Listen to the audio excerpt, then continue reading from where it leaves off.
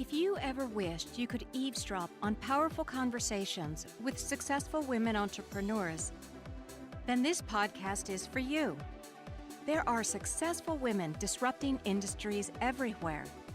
These are women we can draw on for inspiration, mentorship, and guidance. They walk amongst us, and it's time we discover their stories and what goes on behind the scenes of their fame and success. This is Entrepreneurs in Vogue with your host, Iman Oubou. Hello, everyone. Iman here and Jeremy, and welcome to another episode of Entrepreneurs in Vogue. Hello. I am so stoked for today's show because this is a guest that I've also heard a lot of her interviews because, as you all know, I recently launched a skincare line, and a lot of the work that I have to do now is really customer acquisition and how to really get the word out there for it. So it's a lot of strategizing in terms of marketing, advertising, PR, and whatnot. So I seeked her advice in other shows and also what she writes about.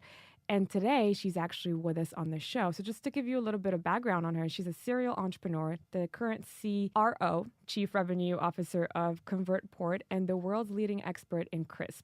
It's the scalable digital sales technology process that she uses to really keep track of all her data. But her first online venture was acquired in 2012, and she's grown 3 businesses by over 10,000% in the last 5 years. And wow. Yeah, and my favorite part of her bio and just her persona is her mission, which is to save 1 million entrepreneurs from being yet another business mortality rate statistic. And you guys will hear about how she will plan to do that. That's a deep mission, Iman. That's not like a normal... And I like that there's a number there. It's 1 million. Wow. If anyone's going to do it, it's going to be Shola, right? Absolutely.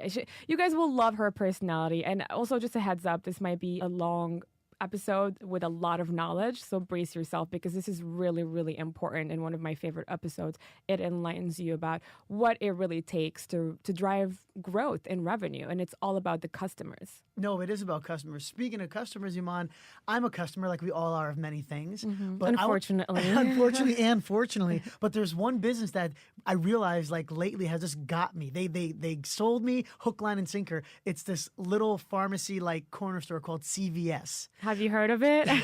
And the reason why I'm on is that you get a, you go to all these businesses, you get a card, a frequent like customer card, right? I got my customer card, and I'm like, okay. I put the little fob on my keychain, so every time I go in, I scan it.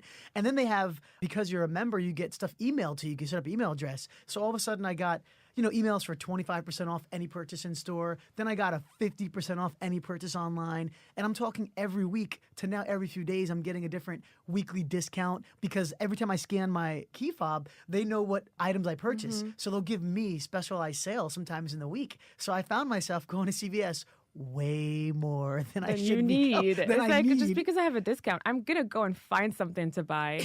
First of all, I have a card and I never get those. Maybe I put the wrong email address because I got really annoyed sometimes with businesses emailing me a bunch of stuff, but maybe I'm missing out on the good stuff. Now, when I go and let's say I just buy a bottle of water, then you have a 10 feet receipt with all the discounts. It's like, really? And I just don't even have time to go through all of that.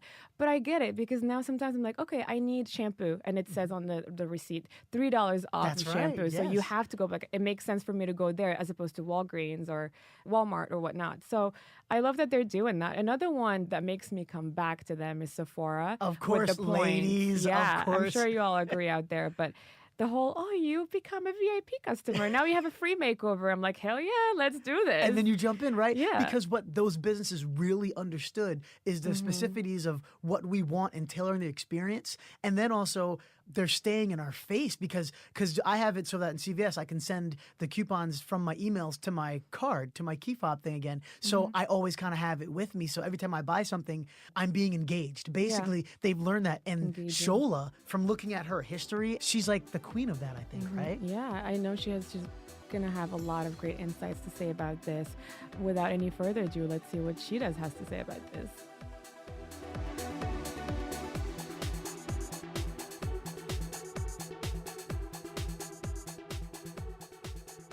Hi, Shola. Thank you so much for being with us today. Thank you for having me in the studio. How are you doing today, Iman? I'm doing wonderful. I'm glad you're part of the show because you have such an interesting background, and I have to start off by congratulating you on all your success.